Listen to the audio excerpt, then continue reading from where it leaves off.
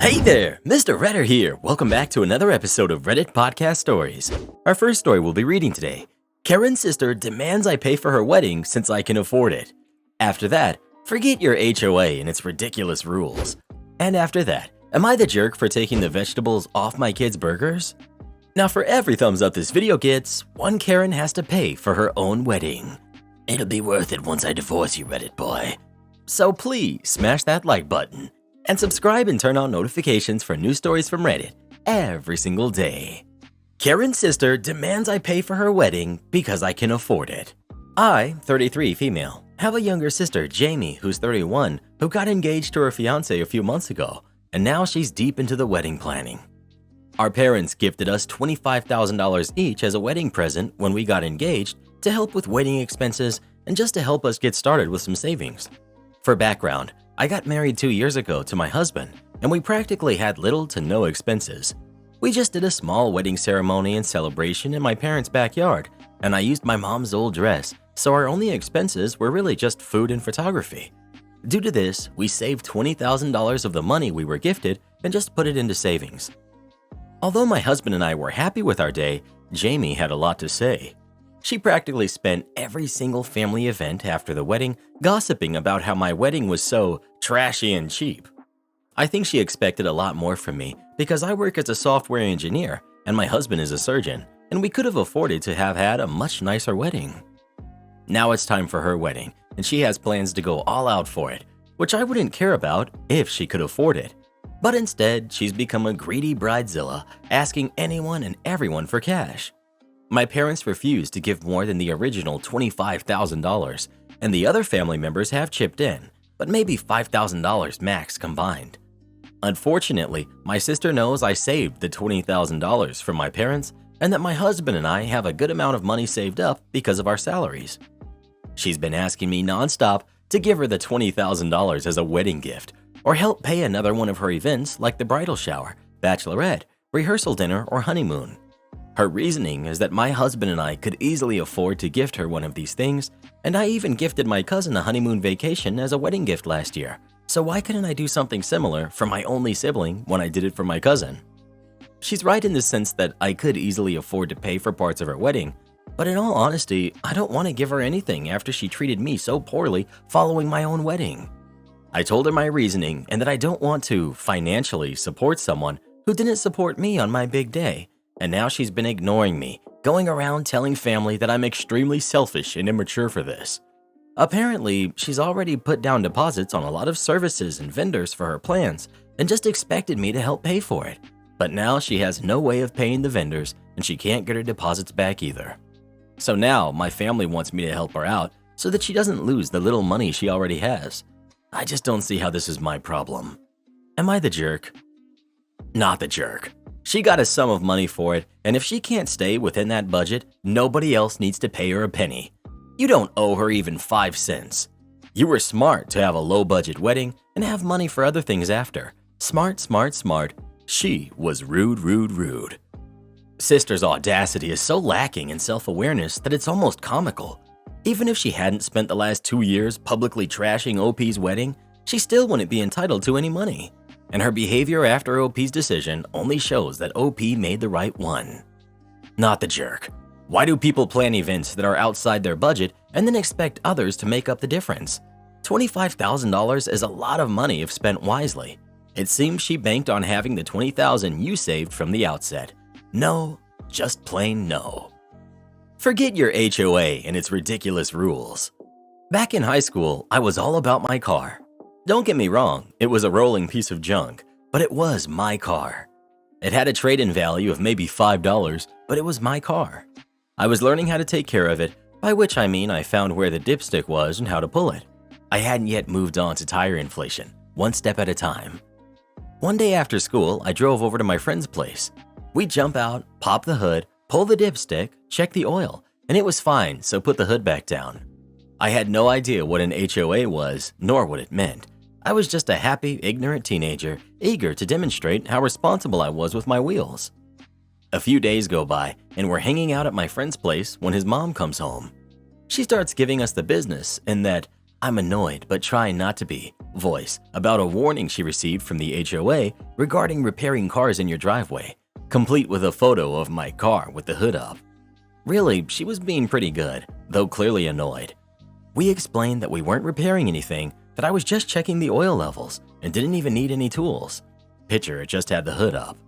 She softened quite a bit, and the focus of her annoyance shifted from us to the HOA, since it's entirely reasonable for anyone to check the level of oil in a car. She finds her copy of the HOA rules, and we all read them together. Sure enough, there's a bylaw that says you can't repair a car in the driveway. I protest that I wasn't repairing anything, I was just checking the oil. Reading the exact rules on exactly what was forbidden sparked an idea. I look at my friend, raise an eyebrow, and say, "Fight the power? Fight the power." I propose my plan to his mom and ask for permission since she's going to have to deal with the fallout. She's on board since she thinks this is supremely stupid, and we set in motion. Cue the malicious compliance. Every day after school, my friend and I drove our cars to his place, parked in their driveway, raised the hoods, and just looked at the engines. No tools. We weren't even near them. We didn't check the oil, we didn't so much as touch them, nor wipe them down with a rag. All we did was expose them to the birds, the sky, and God above to just let them breathe. After a while, I got bored, so I started setting up an easel and drawing my engine 10 minutes at a time. My friend had to one-up me, so decided he needed some tasteful artistic photos with his engine. He judged the best photos would be him laying over the engine shirtless and fake kissing it. Just absurd, over-the-top, moronic high schooler stuff. Predictably, the HOA was on us quickly. The warnings quickly turned into fines, complete with pictures of both vehicles with their hoods up. Then more pictures with mine with its hood up and an easel in front. Then even more pictures with my friend's with its hood up, him laying on the engine compartment and me taking pictures of him with the camera. Soon enough, his mom let us know that it was time for the monthly HOA meeting. Of course, all three of us had to go in person to protest the fines. So the motley pair of us show up along with his mom and his mom's stack of fine notices. I bring along my engine drawing and we printed some of my friend's engine photos larger than normal. After a while, it was new business time and my friend's mom steps up. I'm pretty sure they expected her to play the "My son and his friend are morons, please make these fines go away since I didn't know what they were doing" sympathy card. Nope, not a chance. She politely but firmly attested that she was being sent fines for something that wasn't in the bylaws and asked the board to stop. One of the board members spoke up, saying that working on cars was against the bylaws, and clearly that's what was going on since both hoods were up. Oh, you should have seen their faces when she corrected them that the bylaw said no repairs were allowed, that there were no repairs going on in any of the pictures since no tools were visible, and that we were just doing art projects for school. Even longer faces were seen when she showed my, truthfully, completely terrible drawing of my engine, along with the date stamped a couple of weeks ago pictures. This was back when film cameras stamped the date directly on the picture of my friend kissing his engine. The HOA president called for a 5-minute recess, during which the board huddled in a corner of the room. After the recess, the president succinctly said, "Ma'am, we're going to dismiss all of your fines. Have a nice evening." We darn near danced out of that meeting. Being the obnoxious jerks that my friend and I were, we had to do the drawing and photo routine a few more times just to make sure they weren't going to start sending more fines. They wisely didn't, and being victorious, we soon found other ways to annoy them. Am I the jerk for taking the vegetables out of my kid's burger? I, 39 female, have 3 kids who are 6, 9, and 12. My husband, who's 40, and I decided a few days ago to take the kids to our local restaurant as a treat because we don't do this often. My husband is a bit of a health nut and is very restrictive of the foods my kids eat, which is the main source of our arguments. On Thursday, we went to the restaurant and the kids were super excited. The server was asking what the kids wanted when my 12-year-old, we'll call her Emily, said, "Cheeseburger with bacon." My husband butted in and said, "With lettuce and tomato." Emily's face immediately fell. My husband didn't even notice, and Emily looked super bummed. After the server took our orders, my husband turned to Emily and asked her what's wrong. She said that she didn't want lettuce and tomato on her burger because she doesn't like them. He sighed and said that they've been through this a million times, and having vegetables with every meal was super important. Emily looked like she was about to cry. She is neurodivergent, and a lot of food tastes and textures really bother her, tomatoes being a large one. My husband doesn't seem to care, which really bothers me. When the food came, Emily didn't even touch the burger. So when my husband went to the bathroom, I took the lettuce and tomato off the burger, put them on mine, and winked at Emily.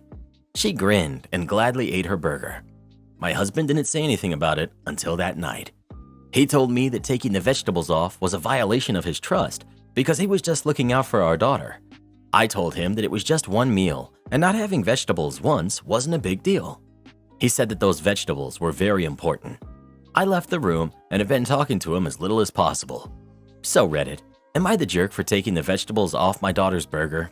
I think I might be the jerk because it's just lettuce and tomato, and my kids having vegetables is really important to my husband, but I feel like he was being super controlling and I never want to see my kid upset. Update. I went to bed when this post had about 200 comments and 50-something upvotes. Now there's 5.8 thousand upvotes and 1.8 thousand comments. I've been reading through a ton of them, and my heart is breaking for everyone who's sharing their stories with eating disorders and their relationships with food. I've decided to discuss this with my older two about getting into therapy. I'm still trying to figure out what to do with my jerk husband. Divorce is a serious contender. I would have considered it sooner, but I always thought that it would be better for the kids if we stayed together. I've now realized that what he's doing is hurtful and it could be life-threatening. I'm thinking about taking the kids over to my parents' house for the week because I don't think I can handle any of this anymore. Thank you so much for all of your support, and I really appreciate it. I'll update later about what I've decided to do. OMG, not the jerk. Your husband is setting your kids up to have a horrible relationship with food. They're kids. They eat when they want and should have a say in what they eat. This, unhealthy relationships with food, this is so important, beyond what some parents may know. Associating upset and even shame with food is putting this poor kid at an incredibly dangerous road. It's not just about the husband being super controlling, which he is. Like, dude, yikes, there's a lot to unpack there. It's about how this will seriously mess their kid up more than they know. I pray that this doesn't cause too many eating disorders. That may sound extreme, but that is a highly likely outcome of this. Not the jerk, but your hubby is. First of all, tomato is a fruit. And second, lettuce has very little nutritional value. Why not just order a side of veggies with her burger instead of insisting on having them as a burger topping? Info. Why are you with a man who doesn't care about her disability? OP. If I'm being honest, our relationship has been struggling lately. I've been trying to convince him to go to couples counseling, but he's been refusing. We're trying to work it out by ourselves, but it's been really hard. This really pushed me over the edge, so I'm particularly mad about this one. You're the jerk. Welcome to 2023, where wives leave their husbands if we try to get our kids to eat vegetables. Honestly, I feel bad for this guy. There are so many real issues that couples have, yet you choose something like him wanting the kids to eat a few vegetables to flip out over. You're the jerk. It's the way you taught your daughter that hiding things from one parent to get something they want from the other parent is okay. That really undermines your parenting going forward. In the food argument, vegetables at every meal isn't an unreasonable requirement, but your husband should be working to fit in vegetables that the kids like. But this is a discussion you should have with him before you went out. So it's everyone sucks here on the food discussion, but you're the jerk for how you undermined your parenting structure. Your husband also handled you sneaking the lettuce off very positively, didn't get mad at the daughter who wasn't at fault, didn't bring it up around your daughter to maintain a united parenting front, and discussed afterwards with you afterwards. Am I the jerk for telling my fiance that I could not rely on her in a life or death situation? I have what I think is a very good sense of situational awareness. I'm a quick thinker, and I tend to not panic in dangerous situations. My fiance, on the other hand, is the exact opposite. If I'm being nice, I would say she doesn't have any awareness of danger. If I'm being honest, I would say that she has the survival instinct of a panda raised in captivity. She has no sense of danger around her, doesn't constantly examine her surroundings for things that could be dangerous, and when things are bad, her reaction is to panic and scream. Friday, we went out on a friend of mine's boat, and we got into a dangerous situation. We were anticipating light rain, but we ended up with a downpour, high winds, and high waves. While me and the other men there were trying to strap things down and keep the boat from capsizing, my fiancée screamed and cried for dear life. She was in hysterics. And I get it was a scary situation, but her yelling and screaming that, "We're all not gonna make it," and for God to save us, and literally crying, saying that it's my fault that she's on the boat since I asked her to come with me. None of the other girlfriends or wives were doing this, just her. I'm sure the other women there were just as scared, but tried to keep it in for the sake of the men doing something about it. The downpour was really bad for about 15 minutes. So 15 minutes of wailing while we're doing everything we can to keep things all right. We made it back safe with little more damage than a few spilled white claws. On the car ride home, I told my fiancée that we needed to talk about how she was behaving during the crisis. Not only was it incredibly embarrassing in front of my boys, but it was distracting, unhelpful, and telling. I told her that today proved to me that if I was in a life or death situation, I could not rely on her to be of any help or to do anything except make things more stressful. I said she needed to learn how to not panic and to be helpful. She got unbelievably mad. She said she thought we weren't going to make it and had reasons to freak out. I told her that all of us were scared, but none of us were as ridiculous as she was. We argued the entire ride home, and she's still upset with me. I think I was right to say this, especially since we plan on spending our lives together and raising a family, and I can't be the only level-headed one. Am I the jerk? What exactly was your aim with this discussion? Because it sounds to me like you wanted to put her in her place, rather than talk about her experience and try to understand what happened with her, so that you could help her manage her stress response better next time. Face it, you were absolutely not trying to help at all by bringing this up with her in the way you did. You were not solutions-focused, you wanted to assign blame and guilt. Think about one thing though. You're not even helping yourself by doing this, because now you've only put extra doubt in your fiancé's mind the next time any situations come up. Hey babe, want to talk about what just happened? Your reaction was really intense, and I think we should unpack it a bit. Totally fine if you want to do so at another time too. I love you. That's what you say to someone you love. Phobias and fear is often irrational. I'd be more concerned about my partner's mental state than what my friends thought. You're the jerk. Why did you and your boys think it was a good idea to be on a boat if it was going to rain? Are you all that dumb to not understand that you put yourselves in a life or death situation, or are you just going to be blaming your fiancé? You're the jerk. If you really had good situational awareness, you wouldn't have been on a boat during a thunderstorm. Her response, while loud, wasn't really unreasonable. A boat on a lake is one of the most unsafe places to be during a thunderstorm, and if there's lightning nearby, it's even more dangerous. Furthermore, you're not her father. Don't treat her like a kid. You sound like you were more concerned about how you looked in front of your boys than her safety. You're the jerk. You sound absolutely insufferable. You have boating experience. Does she? Probably not. So why are you mad at her for panicking in a situation she was completely unfamiliar in? Not to mention, you got mad at her for embarrassing you in front of your boys? Seriously. And the fact that instead of asking your fiancé if she's okay, you went straight to going off on her. It's just, ew. You're a jerk, and this is coming from a man. Not the jerk. She's shown you her true colors. When we face terrifying situations, our real colors come out, and we show who we truly are. She is unfortunately a coward, and you should not be trying to start a family with her. If there's ever a situation where your kids would need her to step up, she would fail them just like she failed you.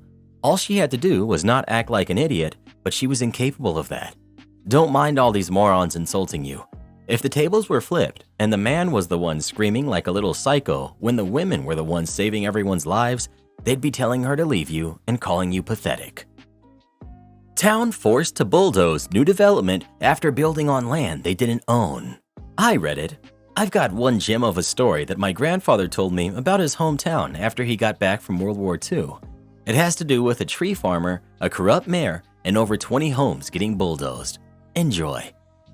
At the end of World War II, thousands of troops were heading home, starting new families, and wanted to move out of the city. There was a major housing boom all around the country. People couldn't move out of the cities fast enough, and developers could not build homes fast enough. There was a ton of money to be made in the construction business, which led to some underhanded building practices. One such practice was starting construction before the land acquisition was finalized. Enter my grandfather, G. After serving as a pilot during the war, he came home to a very different town. When my grandfather went off to fight in 1942, the town he had described leaving was tired and worn down. But to his amazement, the town he saw stepping off the train in 1948 was anything but. Newly paved roads, a traffic light, and new homes. New homes that just went on and on. He actually got lost on his way back to the family farm due to the new main town road being rerouted while he was away. But what took him by surprise the most was the new development being built on his childhood friend John's tree farm. This was surprising to him, mainly because he knew how much the farm meant to John and his family. The farm went back at least 2 generations, but my grandpa just guessed that the developer made John's family an offer too good to refuse. However, that thought was shot down later that evening during his welcome home dinner back home. It was my great-grandmother who tipped him off that something was off. He couldn't recall exactly what she said, but it was something along the lines of, "Oh, I just wish John was still alive to be here." My grandpa nearly choked, not because of the news, but because John was not dead. He was still in Hawaii. My grandpa had gotten a postcard from him not but 4 days before. Turns out, while John was off in the Navy fighting in the Pacific Theater, John's dad had suffered a stroke and passed away, and his mother passed less than a week later from a broken heart. More than likely, John was never informed of their passing, and now 20-plus homes were being built on their land. My grandfather about ran out of the house, jumped in his father's Model T, and raced into town to send one bombshell of a telegraph to John in Hawaii. "John, your folks passed. Farm now being built on. Come quick. G." My grandpa never got a response back. He figures that John must have fainted from shock, then jumped up and ran to the Navy base to get on the first boat home. Because he was back home in less than 4 days, and he was mad. According to my grandpa, when he burst through the doors of the mayor's office, everyone in the room looked shocked. The poor desk clerk was fumbling over his words, trying to talk to John. Then the mayor came out of his office to see what all the commotion was about. As soon as he saw John, he went white as a sheet, then ran back into his office and locked the door. Getting nowhere at the mayor's office, John went to the next town over and hired a lawyer. What happened was a 7-year court case that ended in the mayor being sentenced to 8 years in jail and the developer going bankrupt. Turns out that after John's parents had passed, John wasn't able to be contacted for some reason and was just assumed to be dead. So when an out-of-state developer wanted to build homes in the area, the mayor just permitted them to start building on John's farm for a hefty kickback, of course. Also, because of John's lawsuit, the developer couldn't finish the pre-sold homes, which ended up in more lawsuits. In the end, the mayor and the developer and the town ended up having to pay John close to $45,000 total, which is over $752,000 today, and then the farm had to be returned to its prior condition. To say John was happy would be a vast understatement. Today, John's tree farm is a nature reserve, and the story of the corrupted mayor is all but forgotten, except for by a few locals. John passed in 1999. My grandpa has been back to his hometown a few times to visit his grave and to check on the old tree farm. Would I be the jerk for selling my friend's Taylor Swift ticket? I was the one who sat in that awful Ticketmaster queue for literally 7 hours, fighting for my life to get us tickets to his show. I won't specify the show because of the fear of my friend seeing this, but here's the details. When I got our tickets, my friend and I were super close. However, she's become extremely rude and honestly passive-aggressive towards me as of late. I try to ask her if I had done something, but she always says no. I've also tried not to let it bother me, but now I'm aware from other people telling me that she talks crap about me behind my back constantly. I believe this is her boyfriend encouraging it because he's an awful person too, but she continues this behavior even when he isn't around to see it. For example, she'll tell me I didn't do something right, and I show her I did do it. She'll get mad at me and not talk to me for at least 24 hours, or she'll message her boyfriend immediately the second I do something she deems annoying. I truly believe at this point that she's only being nice to me the way she is now because of our tickets. She paid me for hers, face value, and it's still under my Ticketmaster account. If I sell it, it would be face value as well, and I'd be giving her the money back, because obviously it's her money. I just don't feel comfortable going with her anymore, and she's made it clear if we go, she expects to ride together and stay together. And as dumb as it may be, I'm so sick of being treated like garbage because of her. I know it probably seems mean to just sell the ticket and take away her chance of seeing Taylor, but the idea of sitting next to her for 3 hours, plus the hours that it'll take her to drive there, plus any time in a hotel, makes me miserable. She hasn't paid for gas or hotel or anything she would be out of for money-wise if I were to get rid of her ticket. And again, I would 10,000% give her money back because I'm not a thief and would not steal anyone's money. Please weigh in here because our concert isn't in 1 month and I don't know what to do because I feel like it's a jerk move, but at the same time, I'd be returning her money. Edit. The reason I'm wanting to sell the ticket completely is because it will be right beside me the entire show. If I sell it, I understand the friendship is over. But with the way she is, the friendship is over the second I tell her I want to go separate anyway. Edit 2. A lot of people are under the impression that I want revenge. But genuinely, that's not the case. I'd much rather go with her. We've been friends forever. But no matter what I do or say, she refuses to treat me the way I deserve as of recent. I would 100% talk to her before I sell the ticket. I'm just trying to get an opinion on how I should expect her to react. Not the jerk. If you give her 100% of the money back, you shouldn't have to spend that much time with someone who makes you so uncomfortable and miserable. It would suck the joy out of the entire concert, and you definitely don't want that. But if you sell the ticket, all pretenses drop, and things between you two will get even worse. You'll definitely lose the friendship, such as it is. So just be prepared to deal with the blowback. You would be the jerk. It's her ticket. If she wants to sell it, that's up to her. However, you're not obligated to go with her in the same vehicle, etc. She could possibly sue you for selling her ticket since she paid you for it. Let me be clear. You are currently the steward of her property. It's not yours to do with what you want, even if you plan on giving her back what she paid for it. She could sell it for a lot more if she decides not to go. Not the jerk. Reddit is talking like the ticket is the jerk friend's legal property. It's not. OP clarified she is absolutely paying the jerk friend back. OP, have a phone call to do a friend breakup, then return the money immediately after the call ends. Also, don't sell for face value unless you have a different friend you want to come. Neighbor let their brats take all of our Easter eggs. So this happened about 4 days ago, and I'm still livid. So for a quick background, I, 25 female, was in a pretty bad wreck a few months ago. Because of my injuries, I haven't been able to work, so between medical bills and lawyer fees, money's been pretty tight. My sister, Anna, has 4 kids, and I have a 3-year-old son. Before the wreck, I always went out of my way to make sure the kids had good holidays. My siblings and I didn't get anything growing up, so I spoil them. My sister is a single mom, so money is tight for her too, which is why I tried to be a good aunt and go all out. I decided to forego the extravagant Easter baskets from years past because it was out of my budget. I set them down and explained the situation. They understood and asked if we could do a family Easter egg hunt instead.